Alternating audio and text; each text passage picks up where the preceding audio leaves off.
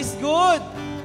And all the time. God is Palakpakan nga po good. natin ang ating Panginoon sa panibagong pagkakataong binigay niya sa atin para tayo po ay magpuri at magpasalamat po muli sa kanyang kabutihan sa bawat isa. Sige po, tayo po lahat ay tumayo. Ihanda po natin yung ating mga puso, yung ating po mga sarili sa pagpupuri natin sa ating Panginoon. Tayo po yung manalangin. Diyos amang makapangyarihan sa lahat, magandang umaga po. Lubos po yung aming pasasalamat, yung aming pagpupuri sa inyo, Panginoon, sa pagkakataong binigay niyo sa amin dahil muli kami po ay sama-samang makakapagpuri sa inyo sa dakong ito. Kayo po'y kumilos sa amin, Panginoon. Ibaba niyo po yung banal na Espiritu, Panginoon. Maranasan ka po namin sa lugar na ito, Panginoon. Patuloy po kayong mapuspos, Lord, na inyong presensya. Malugod ka po namin. Tanggapin niyo po, Lord, yung aming mga haing po pasalamat sa umagang ito. In Jesus' name we pray. Amen. Sige po, sabi po doon sa ating mga kanta, no, sa una po nating kanta, God will make a way. Yan. Hindi po bago sa atin, no, na tayo po bilang mga tao ay nakakaranas ng pagsubok. Tama po ba? Yan. No? Ito po yung mga pagkakataon na tayo po ay nagiging matatag at ginagamit po ito ng Panginoon para tayo ay lumalim pa yung pananampalataya natin sa Kanya. Pero sabi po dun sa ating kanta, when there seems to be no way. No, minsan po kasi, tayo po mga tao, hindi po natin alam kung ano yung gagawin natin kapag tayo ay may mga problema. Pero dun po sa ating kakantahin, sabi po dito, God always makes the way.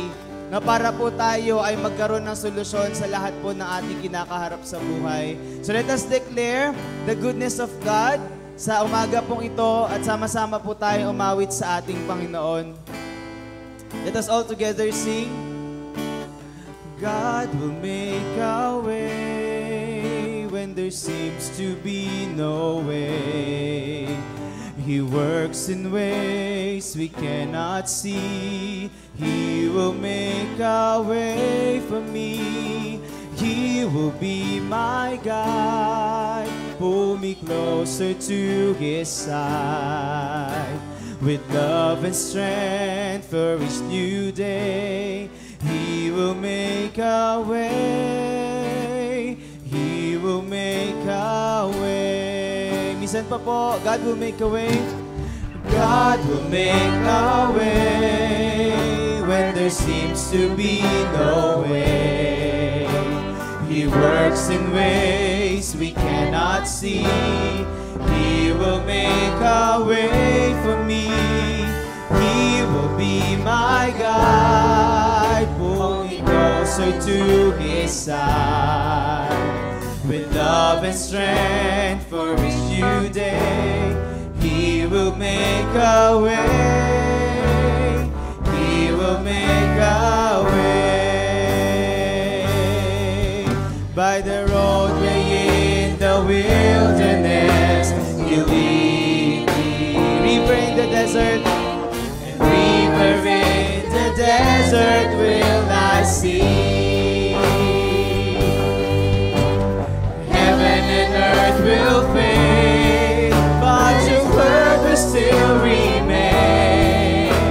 And He will do something new today. God will make a way. Let's worship the Lord. God will make a way when there seems to be no way. He works in ways we cannot see. He will make a way for me. He will be my guide. Pull me closer to His side. With love and strength for each new day, He will make a way. He will make a way. God will make a way. Let's worship the Lord. God will make a way when there seems to be no way. He works in ways we cannot see. He will make a way for me. He will be my guide. Hold me closer to His side. With love and strength for each new day.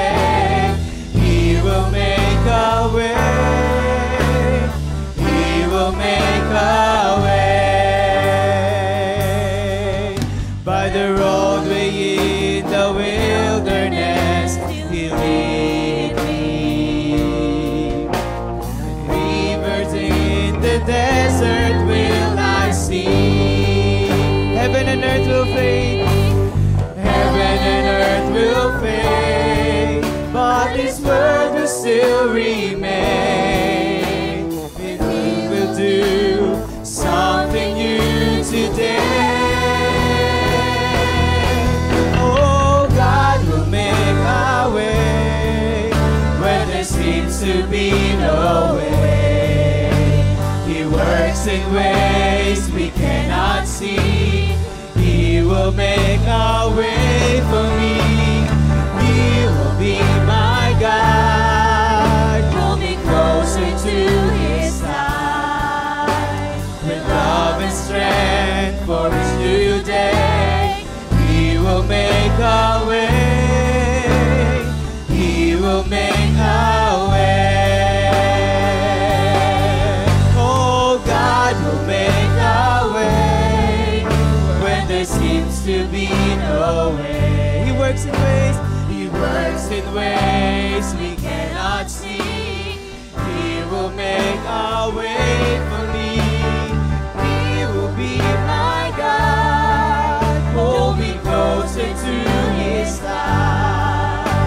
With love and strength for each new day, He will make a way.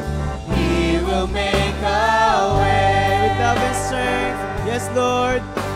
With love and strength for each new day, He will make a way. He will make a way. Sige po, sa punto pong ito, samahan niyo po ako manalangin. Bibigyan ko po ang bawat isa na mag-whisper ng 1 minuto ng panalangin nila sa Panginoon. Ano po yung mga pagkakataon sa ating mga buhay na nalagpasan po natin yung mga bagay na kala po natin hindi natin kayang lagpasan. Sige po, bibigyan ko po yung lahat na mag-whisper ng 1-minute prayer, ng pasasalamat, ng declaration sa kabutihan ng Panginoon sa inyo pong mga buhay. Sige po, tayo po yung manalangin.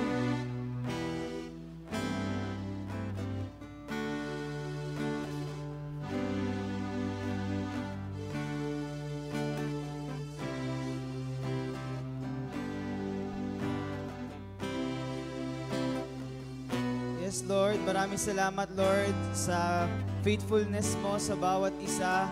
Maraming salamat, Lord, sa pagmamahal mo na minsan kala po namin ay hindi po namin kayang lagpasan yung mga bagay, ang mga pagsubok, Lord, na manadaan sa aming mga buhay. Pero you are faithful, Lord. Patuloy ka pong gumagawa ng paraan para magkaroon po kami ng kasiyahan, Panginoon, ng fulfillment, Lord, sa aming mga buhay.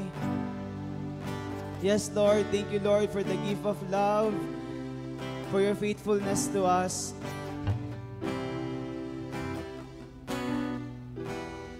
Sige po, let us all together sing again.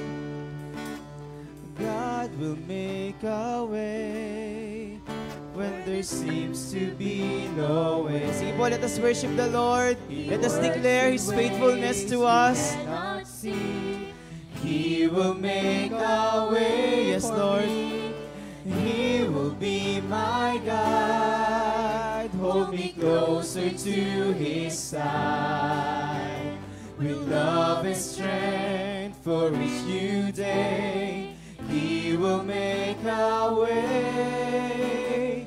He will make a way. Isa pa po, God will make a way. Let's sing together. God will make a way when there seems to be no way. He works in ways we cannot see. He will make a way for me. He will be my guide. Hold me closer to His side. With love and strength for each new day, He will make a way.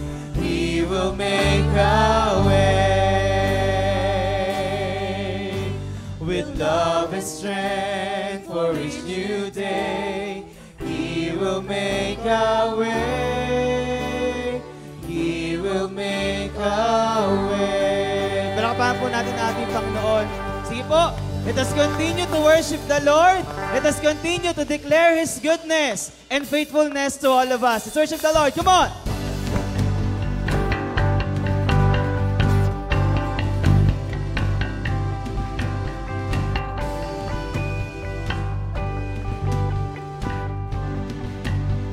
Let's sing, oh, hey!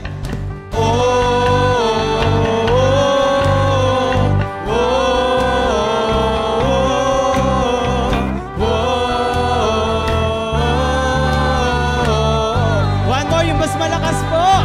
Come on!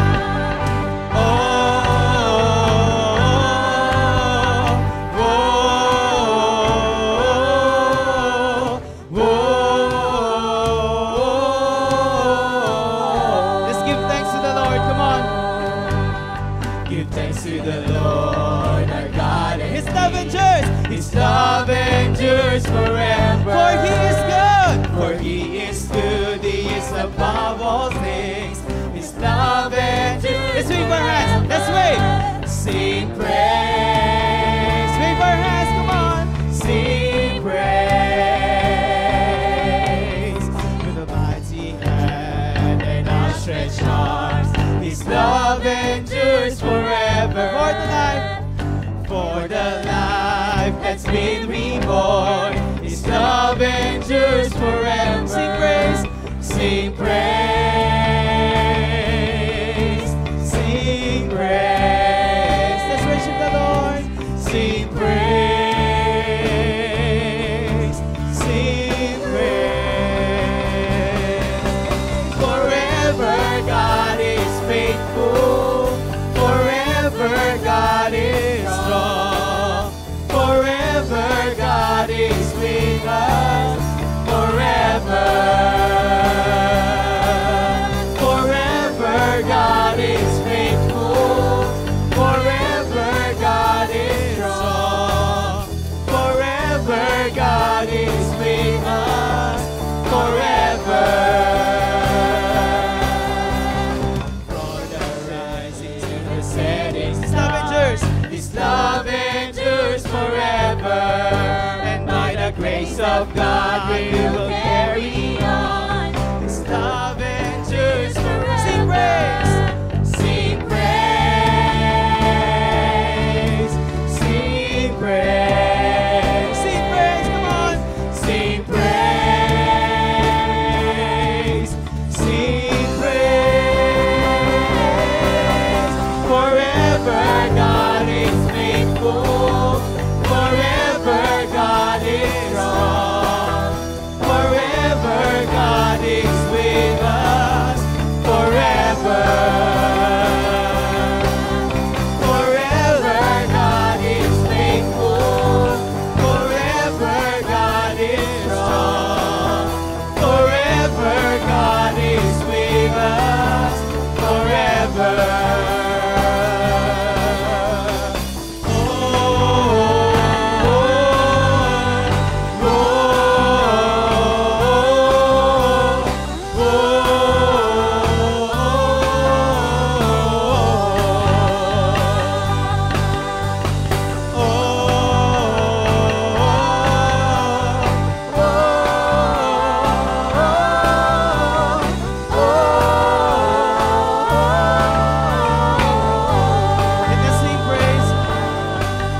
Sing praise. Sige po, huwag po tayo mahiyang kumanta sa ating Panginoon. Sing praise, come on, sing praise. Sing praise. Let's lift our hands to God. Sing praise. Sing praise, come on. Sing praise. Sing praise. Sing praise. Sing praise. Forever God is faithful. Forever God is strong. Forever God is with us. Forever you are faithful.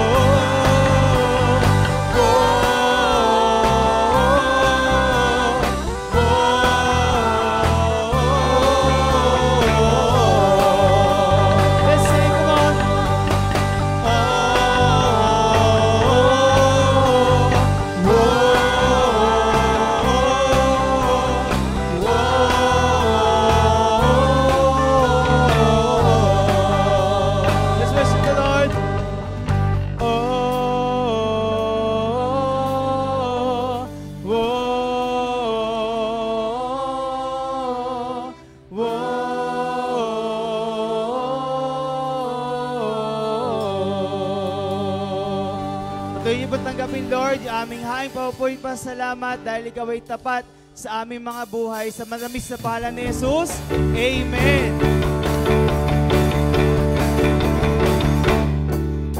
I love you in the love of the Lord. Oh, I love you in the love of the Lord. I can see in you the glory of my King. Oh, I love you in the love of the Lord. Oh, I love you in the love of the Lord. Oh, I love you in the love of the Lord.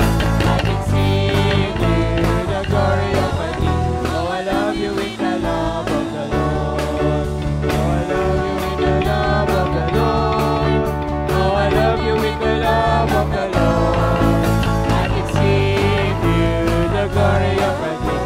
Oh, I love you with the love of the Lord. I can see in you the glory of my King. Oh, I love you with the love of the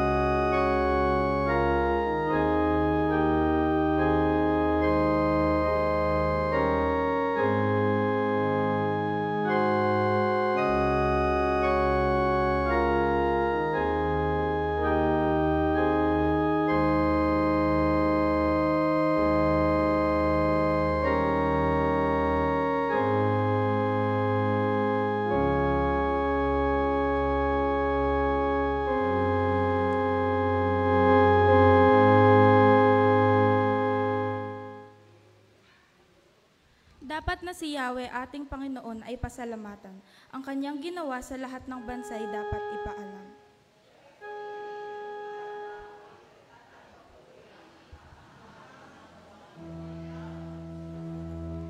Tayo ay magalak, yamang lahat tayo ay tunay na Kanya. Ang Kanyang pangalan, ang pangalang banal, napakadakila. Lahat ng may nais maglingkod kay Yahweh, dapat na magsay.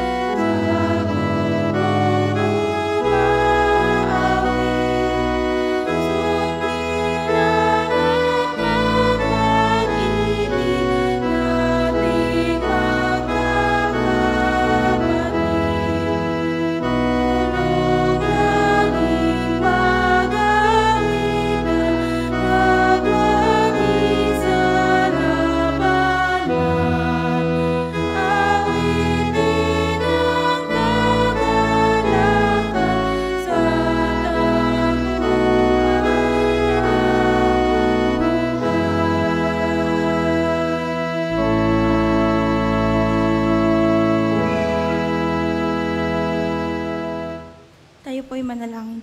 Merciful God, wonderful God, Lord, maraming salamat po sa araw na pinagkaloob niya sa amin na kami po ay nagkasama-sama, Lord. Patawarin niyo po kami sa aming mga kasalanan, Lord. At humihiling po ako sa inyo ng patnubay at gabay po, Lord, at ng protection po para sa amin ngayong araw po at sa mga susunod na po na araw. In Jesus' name we pray, Amen.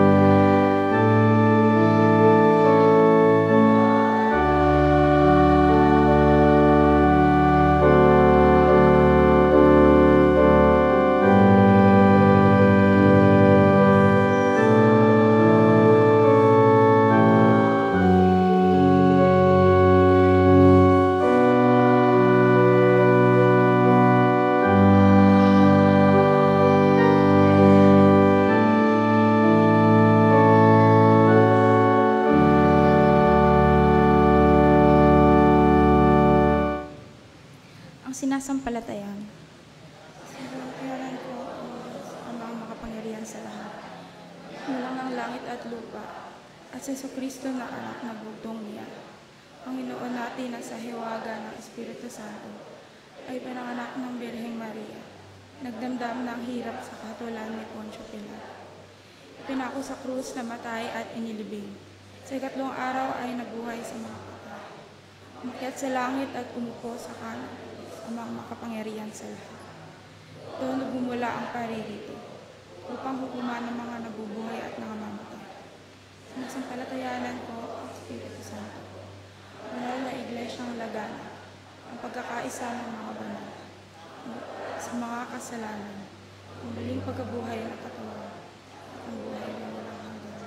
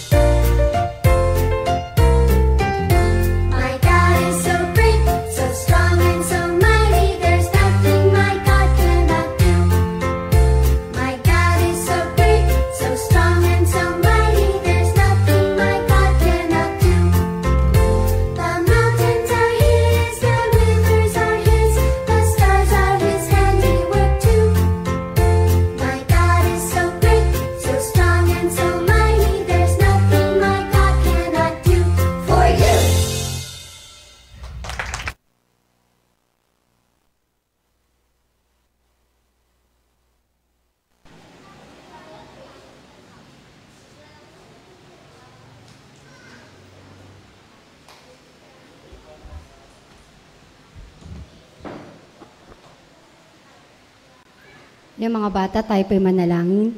Dakilang Diyos na makapangyarihan sa lahat, salamat po Diyos sa oras na ito. Salamat po Diyos sa tinig ng mga bata upang magpurit, magpasalamat po sa iyong kadakilaan po Diyos. Salamat po Lord, tunay nga po Lord na dinadalahin po namin sa inyo Lord habang sila ay nag-aaral, naglalaro po Diyos, sa ingatan niyo po sila Lord sa lahat po ng pagkakataon po. Gayon din po ang kanilang mga magulang na nag-aalaga po sa kanila, mga lolo't lola, tita, tito, o kamag-anak po Diyos na nag-aaruga po sa kanila, Lord. Patuloy niyo po silang patatagin, palakasin po Diyos sa lahat ng pagkakataon. Lord, sa inyo po na pinagkakatiwala po, Lord. Ang buong maghapon na ito, Lord. In Jesus' name we pray. Amen.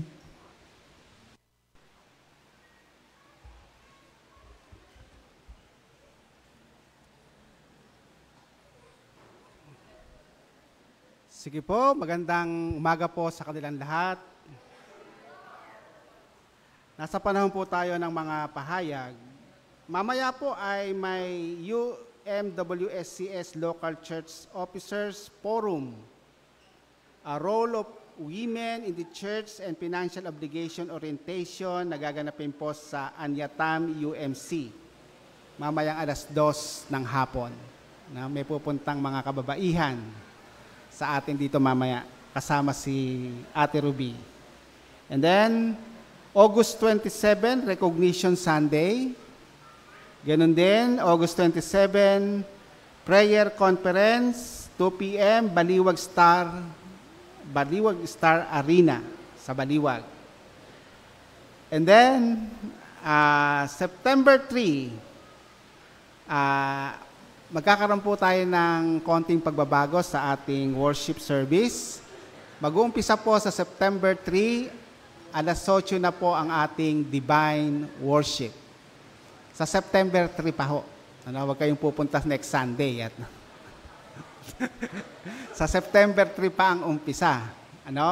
Alas 8 na po ang umpisa ng ating divine worship at pagkatapos po nun ay Sunday school.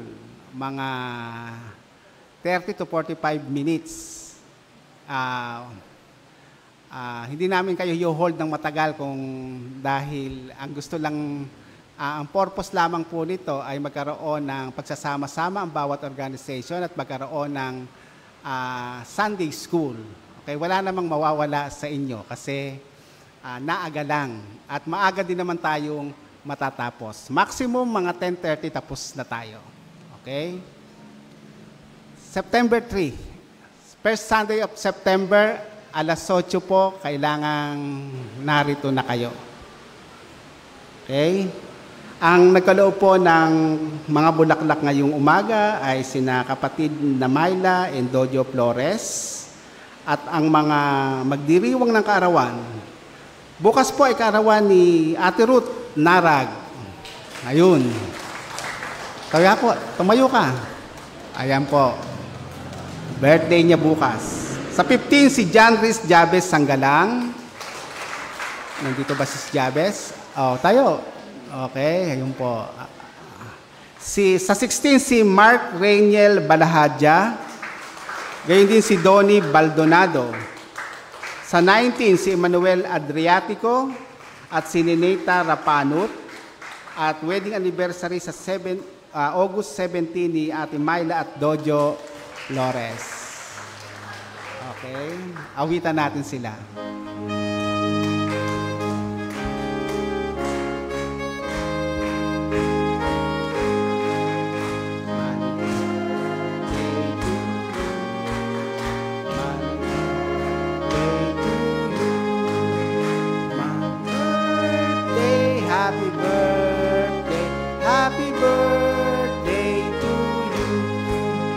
Maligayang pati sa iyong pagsilang.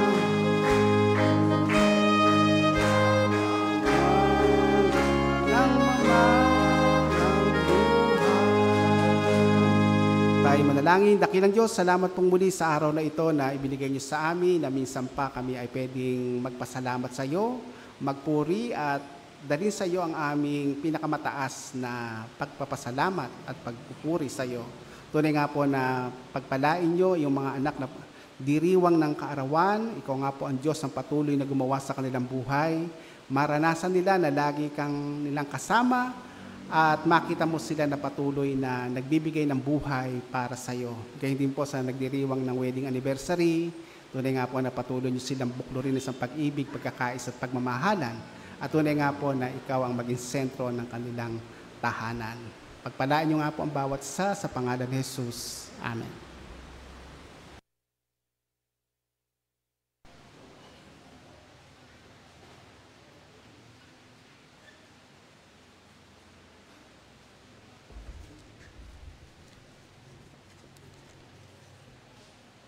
Ang unang pagbasa ay matatagpuan sa Genesis chapter 37, verse 1 to 4 at 12 to 28. Si Jose at ang kanyang mga kapatid. Si Jacob ay nanatili sa Kanaan sa tinirahan ng kanyang ama. Ito ang kanyang kasaysayan. Nang si Jose ay 17 taon na, Nag-alaga siya ng kawan kasama ng kanyang mga kapatid sa ama, ang mga anak ni Nina, Bilha at Zilpa. Alam niya ang masasamang gawain ng kanyang mga kapatid, kaya ang mga ito ay isinumbong niya sa kanilang ama. Mas mahal nila ni Israel si Jose kaysa ang ibang mga anak, sapagkat matanda na siya nitong isinilang. Ginawa niya ito ng damit na mahaba at may manggas. Dinamdam ito ng kanyang mga kapatid at ayaw nilang pakasamahang mabuti si Jose. Pinagbili si Jose at dinala sa Ehipto. Nasa Sinquim ang mga kapatid ni Jose at doon inalagaan ng kawan ng kanilang ama. Sinabi ni Israel, Gumayak ka at sumunod ang sa iyong mga kapatid. Opo, tugon ni Jose. Sinabi pa ng kanyang ama, Tignan mo kung sila'y nasa mabuting kalagayan. Bumalik ka kaagad at nang malaman ko, lumakad nga si Jose. Sumapit siya sa Sinquem sa lambak ng Hebron. Nakita siya ng isang lalaki at tinanong ko ano ang hinahanap niya. Hinahanap ko po ang mga kapatid na nagpapastol ng aming kawan. Tugon niya, Saan ko po kaya sila makikita? Sinabi ng lalaki, Umalis na sila at diinig ko'y doon papunta. Sumunod si Jose at natagpuan roon ang mga kapatid. Malayo pa siya'y natanaw na ng mga ito. Nagkaisa silang patayin siya. Sinabi nila, Ayan na ang mapaginipin. Patayin natin at ihulog sa balon. At sinabing sinila na mabagis na hayop. Tignan natin kung ano ang mangyayari sa kanyang panaginip. Narinig ito ni Ruben at binalak niyang iligtas si Jose. Sabi niya, huwag nating patayin. Huwag natin siyang pagbuhatan ng kamay, ihulog na lamang natin sa balon. Sinabi niya ito sapagkat ang balak niya ay iligtas ang kanyang kapatid. Paglapit ni Jose, hinubdan nila ito at ihinihulog sa tuyong balon. Habang sila'y kumakain, may natanaw silang pangkat ng mga Ismaelitang mula sa Galaad. Ang kanilang mga kamelyo ay may karga mga gawaing pabango na dadalhin sa Ehipto. Sinabi ni Huda sa kanyang mga kapatid, Wala tayong mapapala kung papatayin natin ang ating kapatid. Mabuti pa'y ipagbili na lang siyang Ismaelita kaysa ating saktan. Siya ay kapatid din natin laman ng ating laman at dugo ng ating dugo. At sila'y nagkasundo. Nang malapit na ang mga ngalakal, inihahon nila si Jose at ipinagbili sa halagang 20 pirasong pilak at si Jose dinala ng mga Ismaelita sa Ehipto.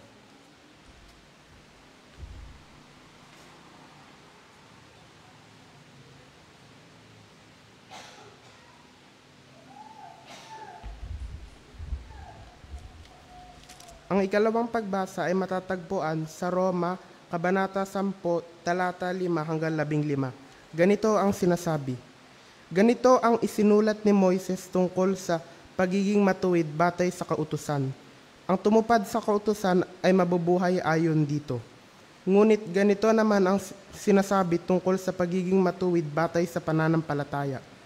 Huwag mong sabihin sa iyong sarili, sino ang aakyat sa langit na para bang nais pababain si Kristo. Huwag mo ring sabihin, sino ang bababa sa kailaliman, na para bang nais pabangunin si Kristo mula sa mga libingan. Sapagkat ganito ang sinasabi, malapit sa iyo ang kautusan, nasa iyong mga labi at nasa iyong puso. Ang tinutukoy dito ay ang salitang ipinapangaral namin tungkol sa pananampalataya. Kung ipapahayag ng iyong labi na si Jesus ay Panginoon at buong puso kang sumasampalataya na siya ay muling binuhay ng Diyos, maliligtas ka. Sapagkat sumasampalataya ang mga tao sa pamamagitan ng kanyang puso at gayon ay papatwalang sala ng Diyos. Nagpapahayag naman siya sa pamamagitan ng kanyang mga labi at gayon ay naliligtas. Sinasabi nga ng kasulatan, walang sino mang sumasampalataya sa kanya ang mapapahiya. Kaya't walang pagkakaiba ang katayuan ng mga Hudyo at mga Hentil. Iisa ang Panginoon ng lahat at siya'y masaganang magbibigay sa lahat ng tumatawag sa Kanya. Dahil sinasabi sa kasulatan, maliligtas ang lahat ng tumatawag sa Panginoon. Paano naman silang tatawag sa Kanya kung hindi sila sumasampalataya? Paano sila sasampalataya kung wala pa silang napapakinggan tungkol sa Kanya? Paano naman sila makakapakinig kung walang nangangaral sa kanila? At paano makakapang-aral ang sino man kung hindi siya isinugo? Tulad ng nasa sulat, o kay gandang pagmasdan ang pagdating ng mga may dalang magagandang balita.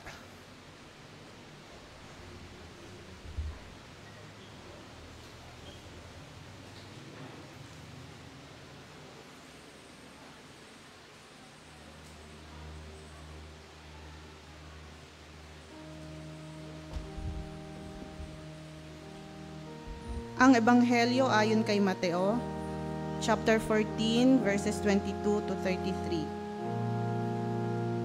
Agad pinasakay ni Jesus sa bangka ang mga alagad at pinauna sa kabilang ibayo. Samantala, pinauwi naman niya ang mga tao. Matapos niyang paalisin ang mga ito, mag-isa siyang umakyat sa bundok upang manalangin. Nag-iisa siyang inabutan doon ng gabi. Samantala, ang bangka ay nasa laot na, ngunit sinasalpok ito ng mga alon dahil pasalungat ito sa hangin. Nang madaling araw na'y sumunod sa kanila si Jesus na naglalakad sa ibabaw ng tubig. Kinalabutan sa takot ang mga alagad nang makita nilang may lumalakad sa ibabaw ng tubig. "Multo!" sigaw nila. Ngunit nagsalita agad si Jesus at sinabi sa kanila, "Huwag kayong matakot, ako ito." Sinabi ni Pedro, "Panginoon, kung talagang ikaw nga iyan, hayaan mong ako'y pumunta sa iyong kinaroroonan, diyan sa ibabaw ng tubig." Sumagot siya, "Halika." Mula sa bangka ay lumakad si Pedro sa ibabaw ng tubig, papunta kay Jesus. Ngunit nang mapansin niya na malakas ang hangin, siya'y natakot at nagsimulang lumubog. "Panginoon, sagipin niyo ko," sigaw niya. Agad siyang inabot ni Jesus. "Bakit ka nag-aalinlangan? Napakaliit ng iyong pananampalataya," sabi niya kay Pedro. Pagkasakay niya sa bangka, tumigil ang hangin at sinamba niya ang nasa bangka. "Tunay nga pong kayo ang anak ng Diyos," sabi nila, ang salita ng Diyos.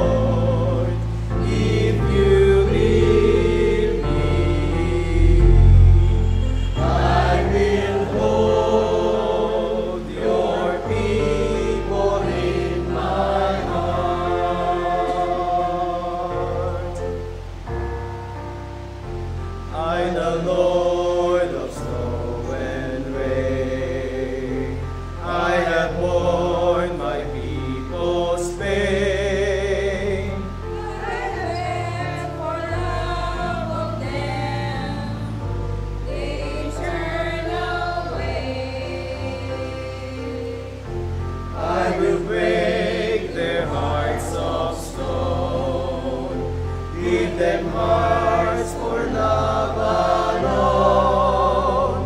I will speak my words to them. Whom shall I send? Here I am, Lord. Is it I, Lord? I have heard you calling in the night. I will go, Lord, if you lead me. I will hold your people in my heart.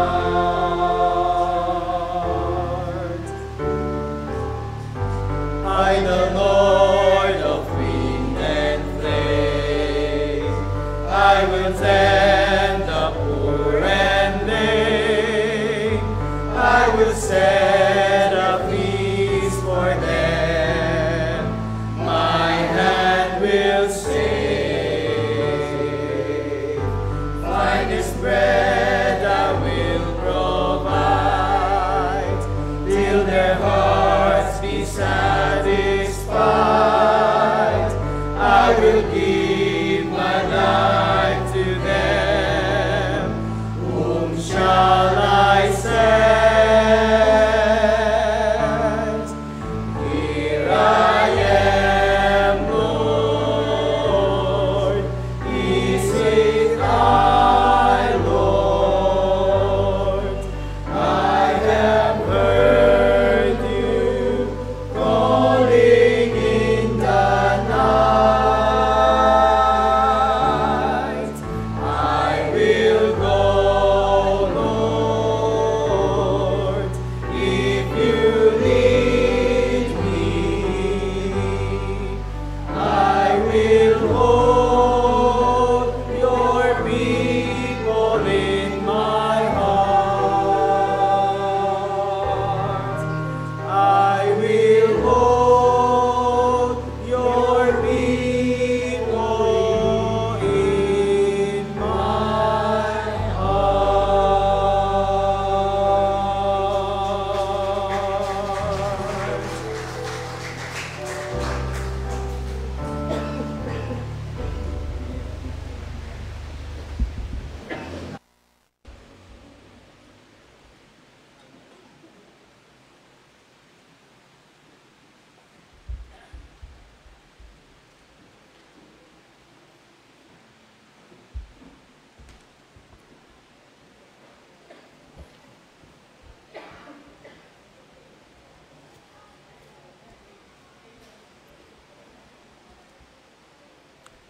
Sa tekstong ating pinagbatayan, ito ay may title sa ating mga Biblia na ang paglakad ni Jesus sa ibabaw ng tubig. Sino po ba ang sanay lumangoy dito? Ayun. Yung mga taga Bulacan, yung malayo sa dagat at sa ilog, ito daw yung mga taong hindi mga sanay lumangoy. No? Pero pag ikaw ay laki sa patubig, no, sa dam, tiyak na marunong lumangoy. Kasi yung mga taga-Binuangan, mostly sanay silang lumangoy. Kasi ang kanilang kapaligiran ay tubig. Ako'y hindi sanay lumangoy. Okay. Kaya sa ating tekstong pinagbatayan, ay tuturuan tayo ni Jesus na lumakad naman sa tubig. Mahirap yata yon. Okay.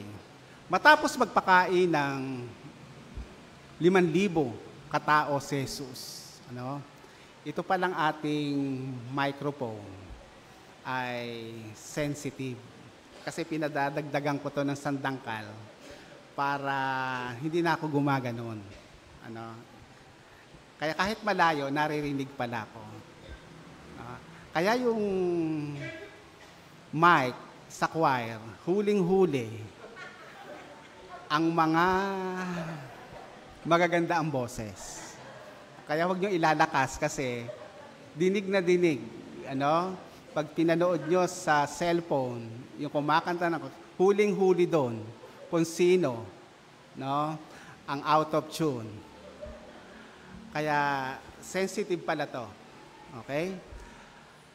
Matapos pagpakain ng 5,000 katao, si Jesus, last Sunday ito yung ating pinag-aralan, pinauna niya ang kanyang mga alagad at pinauwi naman ang maraming tao. Matapos makakain ang napakaraming tao, pinauna niya ang kanyang mga alagad na sumakay sa bangka upang pumalaot at pumunta sa ibayo, no? At siya naman ay naiwan upang manalangin. Ito yung buhay ni Jesus na kung saan lagi siyang humihiwalay sa kanyang mga alagad upang manalangin.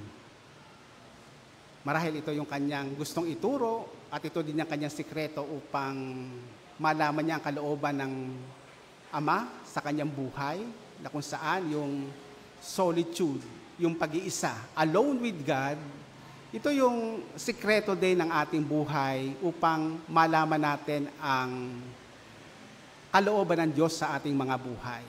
At dahil sa magulong daigdig, sa isang daigdig na nagmamadali, na mabilis ang pacing, kuminsan ay hindi na natin makuhang manalangin alone with God at wala na rin tayong quiet time sa ating mga buhay bilang mga Kristiyano.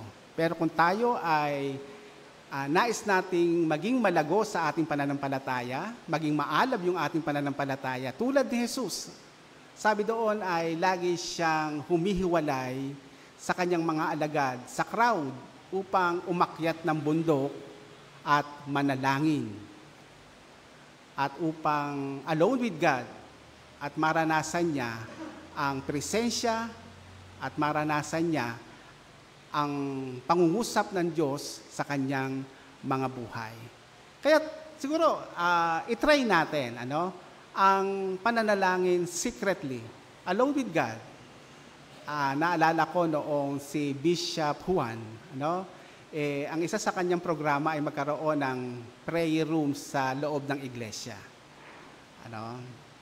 Or magkaroon ng altar, family altar, house altar ang bawat bahay. Kasi ito yung basic, na itinuturo sa atin na tayo ay dapat makipag-commune sa Panginoon.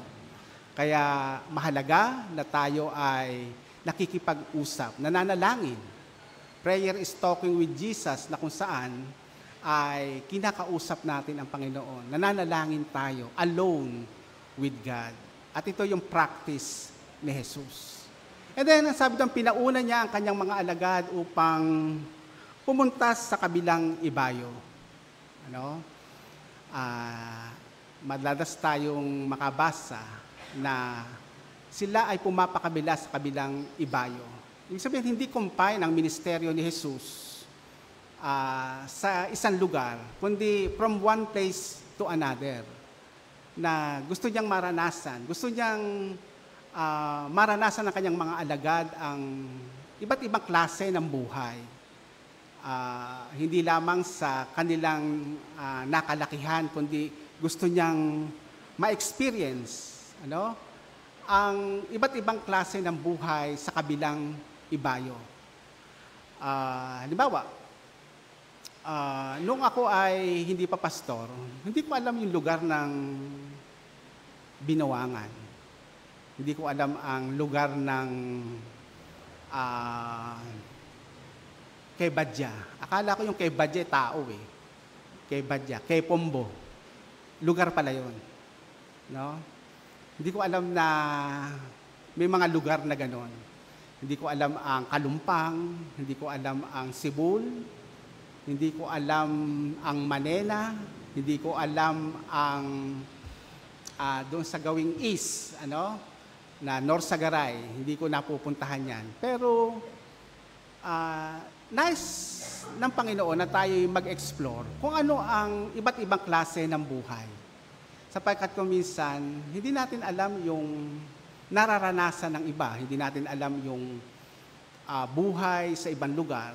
Kasi doon tayo nag-a-adjust at gusto ng Panginoon na tayo ay mag-explore sa iba't ibang klase ng buhay upang mapag-aralan din naman natin ang ating buhay, ang kanilang buhay.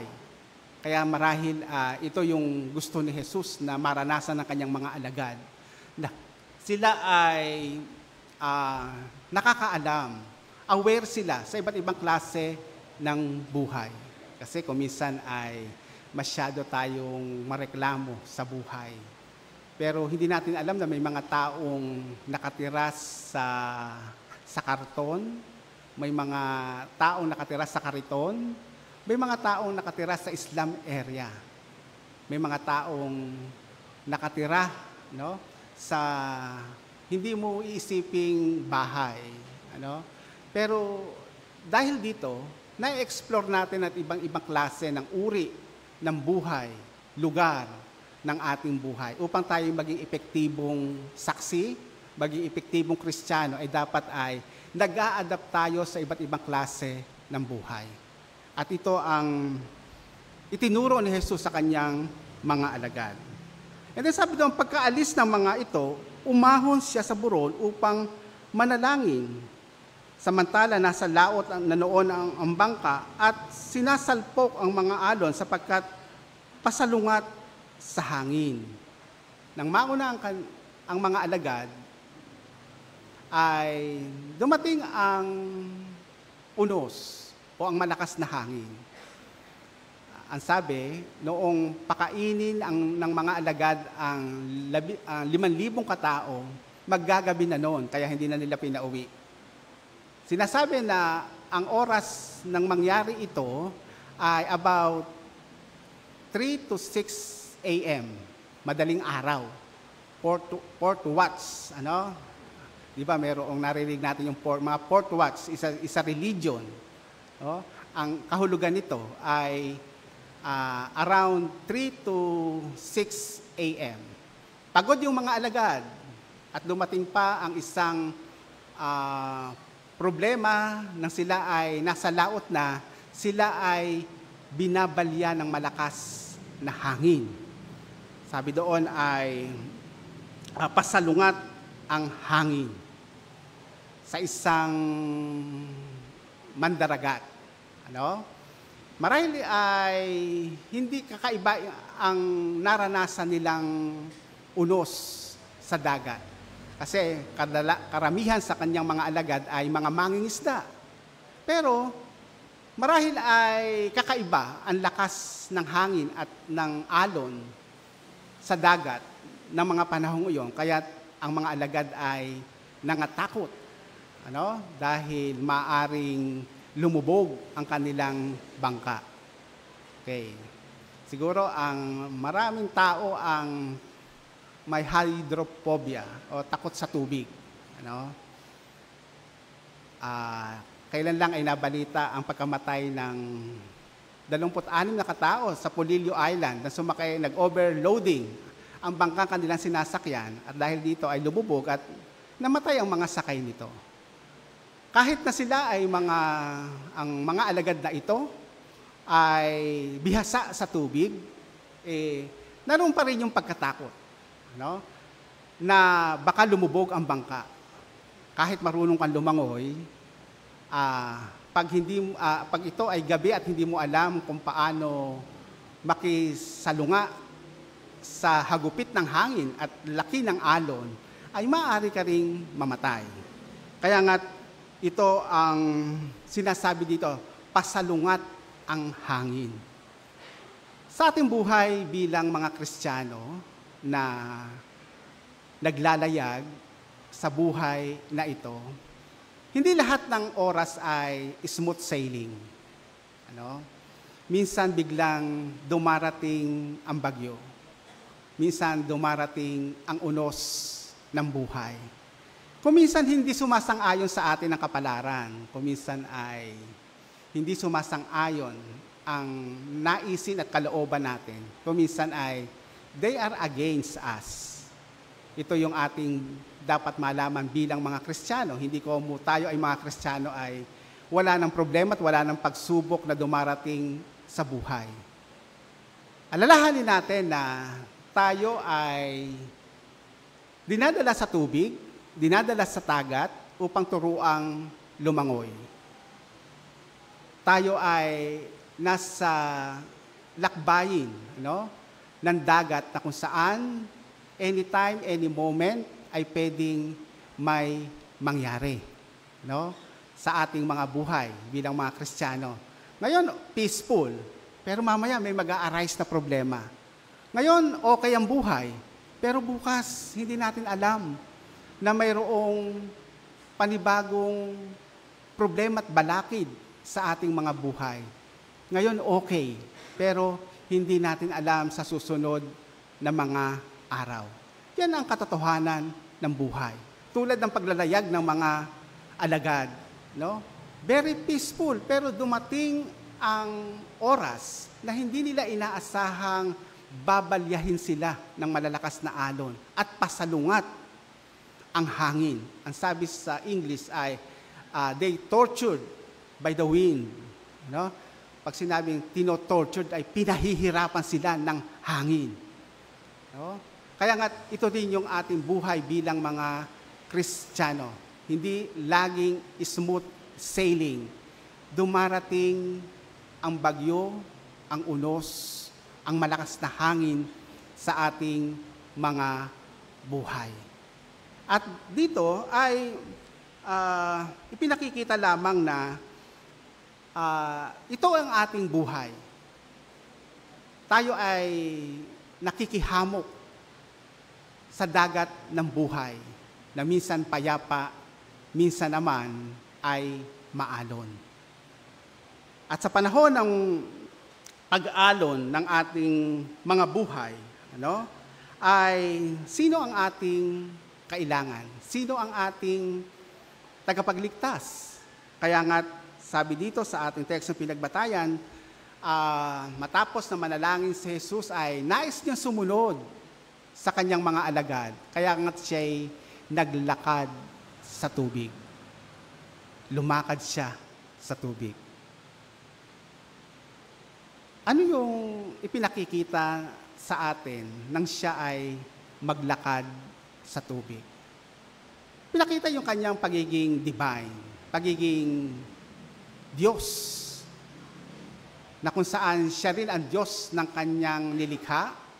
Siyang nilikha, siya ang Diyos ng dagat, siya ang Diyos ng kapaligiran, kaya siya ay nakalalakad sa tubig. Walang nakakagawa nito. Maliban, imagine, marahil nakakita tayo ng mga magician na lumalakad sa tubig, pero it's a trick. Hindi natin alam kung paano nila gagawa yan. Pero sa ginawa ni Jesus sa paglakad sa tubig ay ipinakikita lamang niya yung kanyang kapangyarihan, yung kanyang pagiging Diyos ng kalikasan, na hindi, walang imposible sa kanya. Kaya nga sa kanyang paglalakad sa tubig, ito ay isang bagay na kakaiba sa mga alagad na naglalayag. Kaya nga habang siya ay naglalakad sa tubig, siya ay nakita ng kanyang mga alagad at natakot ang mga ito.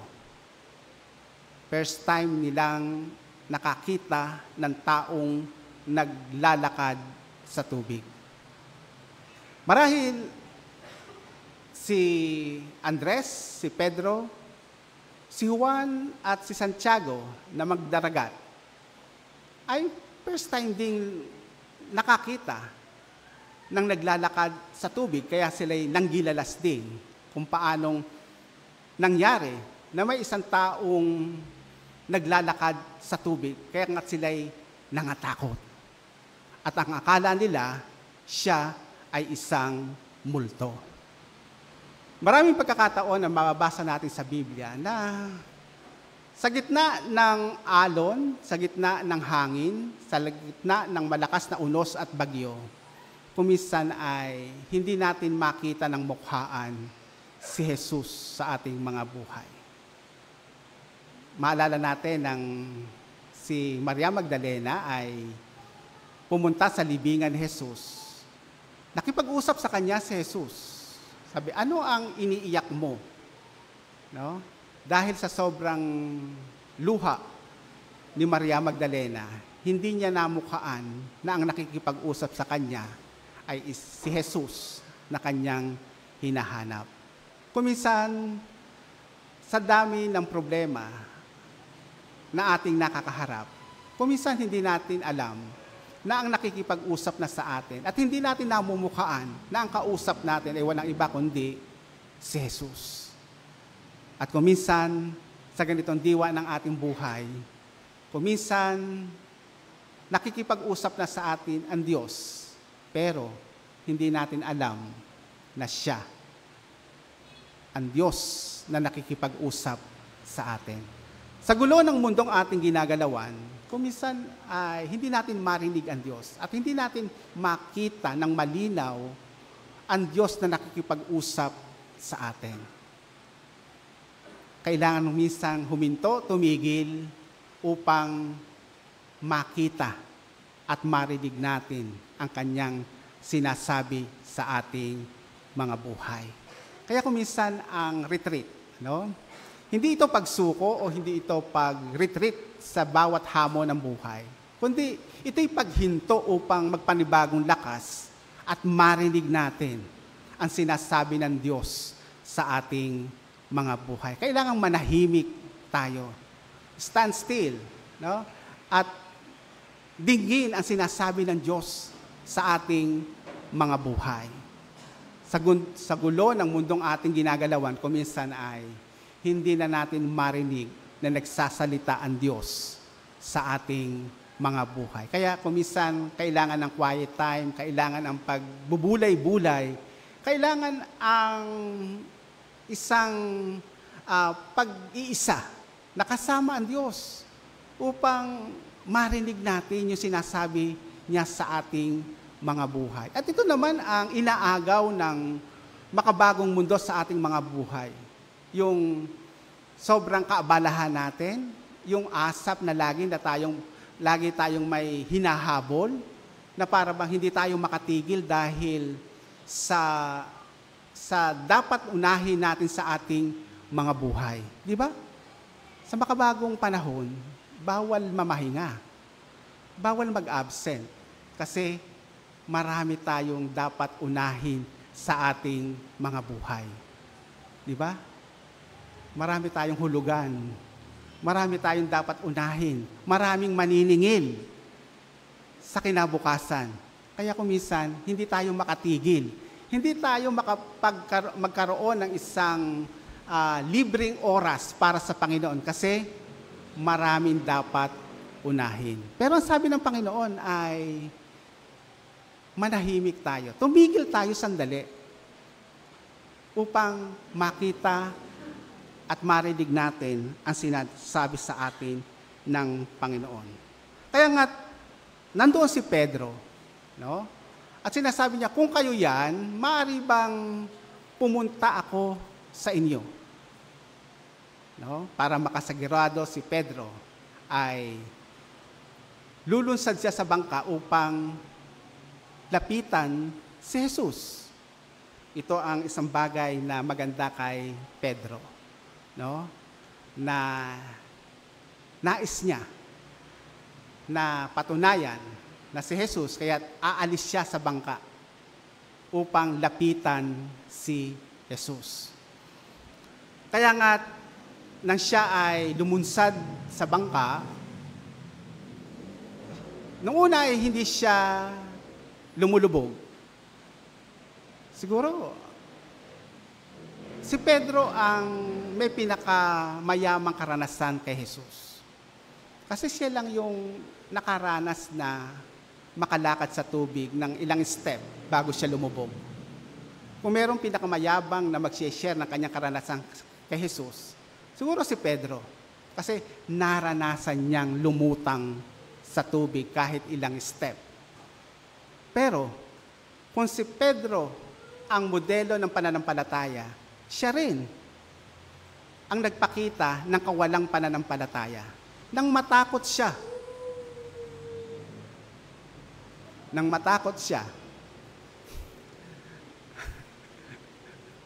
Nawala ako. Nang matakot siya sa malaking alon at hangin na bumabalya sa kanya, no? Nag-umpisa siyang lumubog. Hindi siya nakapag-concentrate, sa kanyang pananampalataya, hindi niya makita, siya ay nawala ng concentration at napunta ang kanyang isip, ang kanyang mata sa malalaking alon at hangin. Kaya't nag-umpisa siyang lumubog. Ilang naman ang sikreto upang makalakad sa tubig? Umalis tayo doon sa ating comfort zone, doon sa ating bangka na kinabibilangan, kung nais natin lumakad sa tubig, maranasan ang pananampalatayang itinuturo sa Diyos, ay lumunsad tayo doon sa bangka. Umalis tayo doon sa bangka kasi ayaw ng Panginoon na tayo ay nasa comfort zone. Ayaw ng Panginoon na tayo ay relaxed, comfortable, complacent, sa ating buhay. Pag wala na daw challenge yung ating buhay, nais ng Panginoon na tayo ay umalis doon at maging challenge ang buhay na nais niyang ibigay sa bawat isa sa atin. Di ba si Abraham? Okay na yung kanyang buhay. Pero minsan nagsalita ang Diyos sa kanya, ang sabi niya ay, umalis ka dyan, iwan mo ang bayang yan at pumunta ka sa bayang ituturo ko sa'yo. Okay na yung kanyang buhay, pero ang sabi ng Panginoon, hindi, umalis ka dyan. Pumunta ka sa bayang ituturo ko sa'yo. Hindi pa alam yung bayan na yun. Ituturo pa lang sa kanya habang siya'y naglalakbay. Pag hindi na daw challenging ang buhay natin, hindi na daw tayo nagiging effective. Pag daw wala nang challenges sa ating mga buhay, nais ng Panginoon na iwanan natin yung comfort zone, yung bangka na yun upang maging kagamit-gamit at maging fruitful yung ating ministeryo. And then, sabi doon, at tayo ay fix your eyes to Jesus, on Jesus. Fix your eyes to Jesus. Yung mata natin ay ituon natin kay Jesus. Ganon din sa pagpasok sa loob ng iglesia. Matitisod ka pag tumingin ka pa sa kaliwa at sa kanan. I-focus lang natin yung ating mata sa krus at tayo ay mapapanuto. Ganun ang buhay Kristiyano. Ang buhay sa Kristiyano ay patagalan. Pag tumingin ka sa kanan at sa kaliwa, matitisod ka, manghihina ka. Huwag kang titingin sa kahinaan ng iyong mga kapatid, hindi ka tatagal sa buhay na ito. Kailangang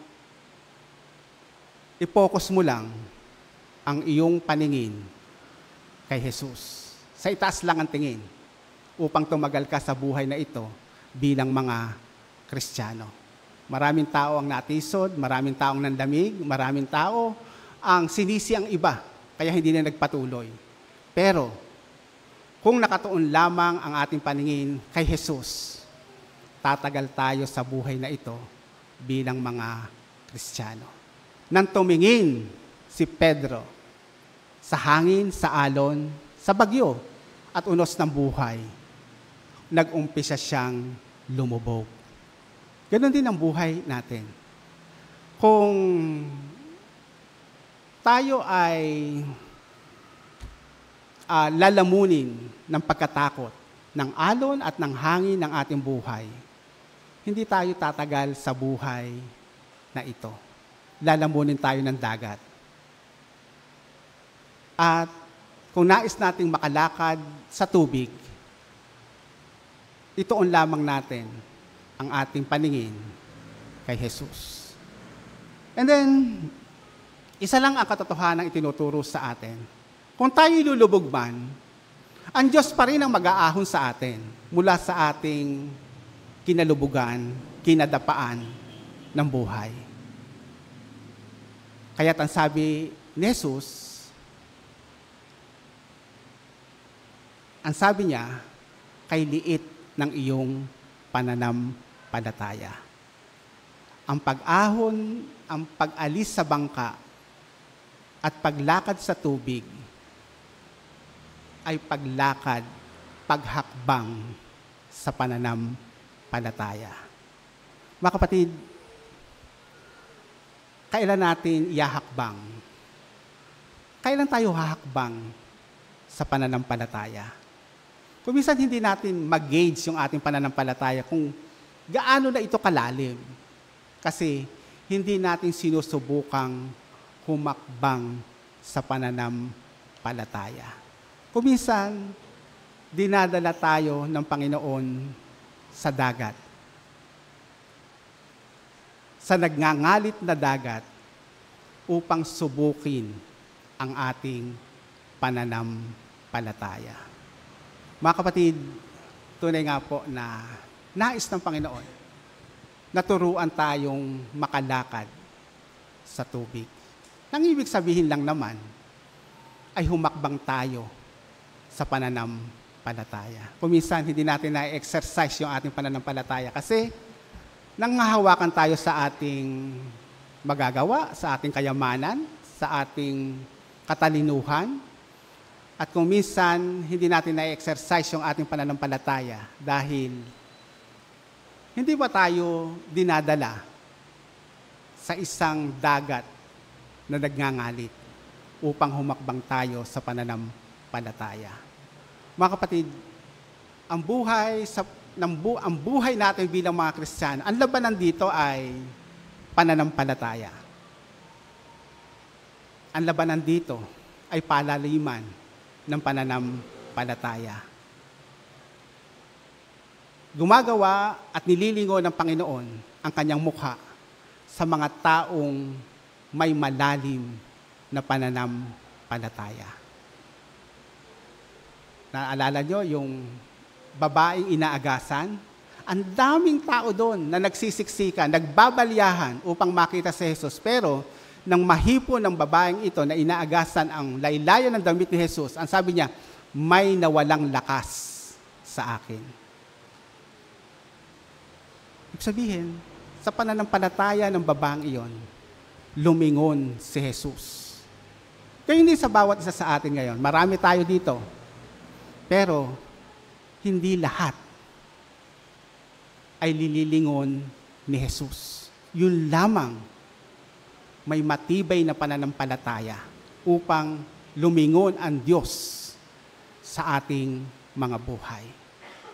Mga kapatid, tunay nga po na lumubog si Pedro dahil nilamon siya ng pagkatakot at nagsimula siyang lumubog. Nais ng Diyos na humakbang tayo. Pasimulan natin na humakbang ng pananampalataya upang maranasan natin ang kanyang kapangyarihan, maranasan niya na tayo ay makalakad sa ibabaw ng tubig.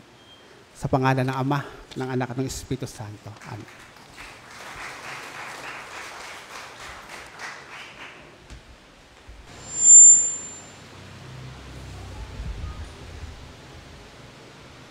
Ang paghahandog, sapagkat kung bukal sa kalooban ang pagbibigay, tatanggapin ng Diyos ang inyong nakayanan.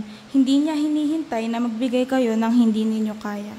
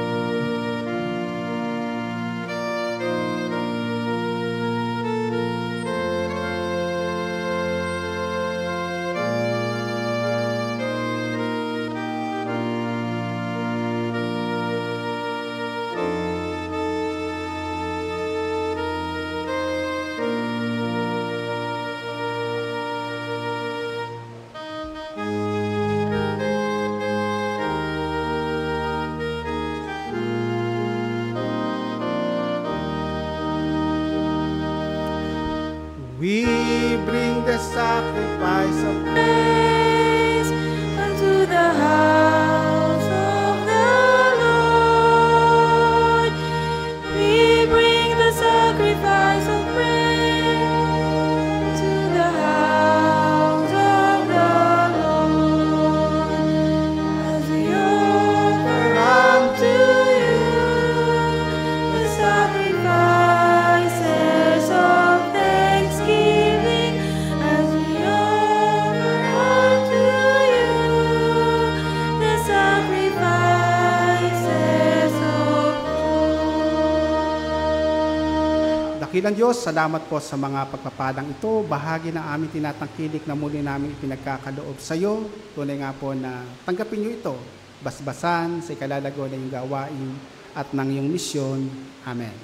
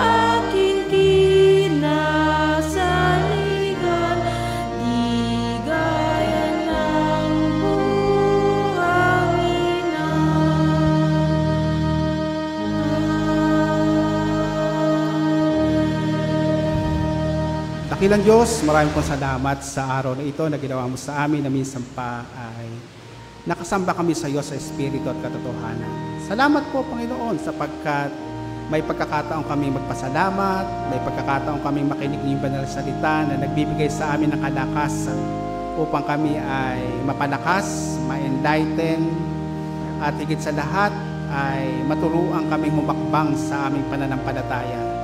Pagpalaan niyo nga po ang bawat isa, na tunay nga po na nais mo na ang bawat isa ay matutong gamitin yung aming pananampalataya na ibinigay mo sa bawat isa sa amin. Dakilang Diyos, Ikaw ang magbigay sa amin ng malalim na pananampalataya upang mas makilala ka namin sa aming mga buhay. Alam namin, Panginoon, na sa aming paglalakbay, naroon ang mga bagyo at unos ng buhay. Pero ang mabuting balita, Panginoon, kasama ka namin sa aming paglalayag na hindi mo kami iiwan ni pababayaan man.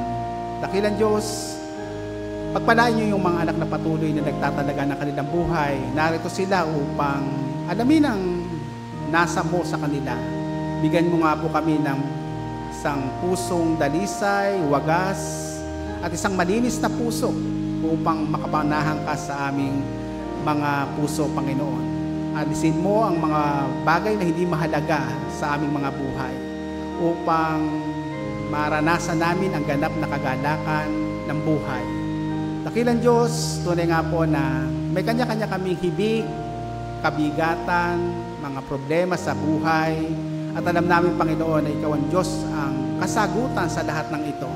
Kaya kami, Panginoon, ay lumuluhog upang iwanan sa iyo ang aming mga kabigatang ito. At alam namin ito'y papalitan mo ng kagalakan, ng katugunan sa aming mga panalangin.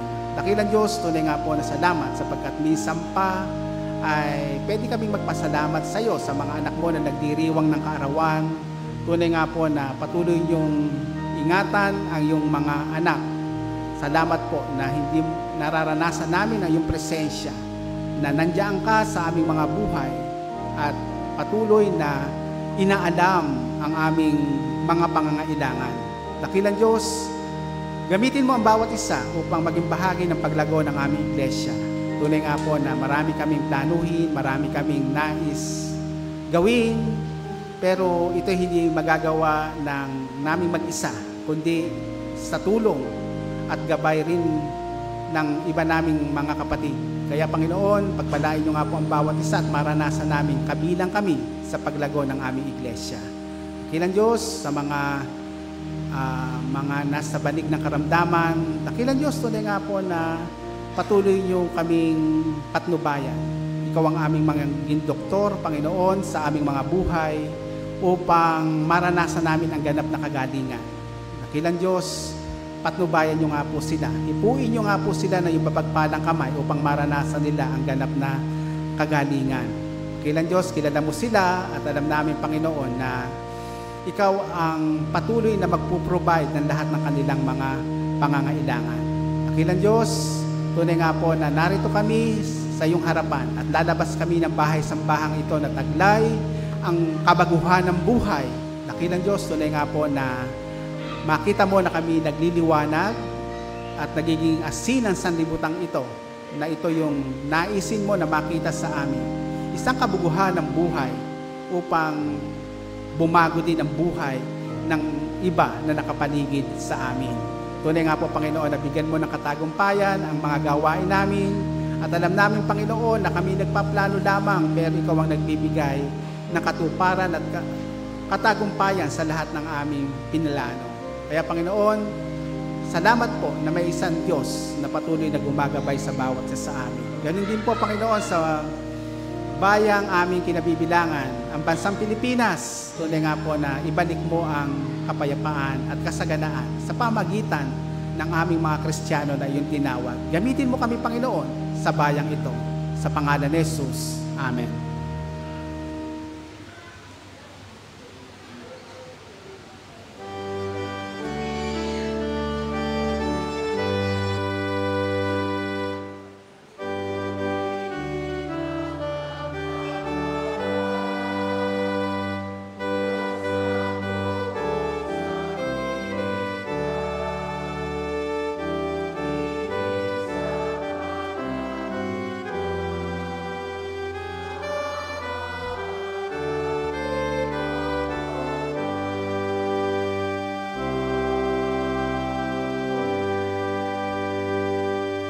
At ngayon, tanggapin natin masaganang habag, pagpapala, pag-ibig ng Diyos Ama, ang patuloy na pakikipisan, pagtuturot kaaliwan ng Banal na Espiritu sa ating kalagitnaan, at ang patuloy na pagliligtas sa Kristo na ating Panginoon, mula pa ng una, ngayon at magpakailanman. Amen.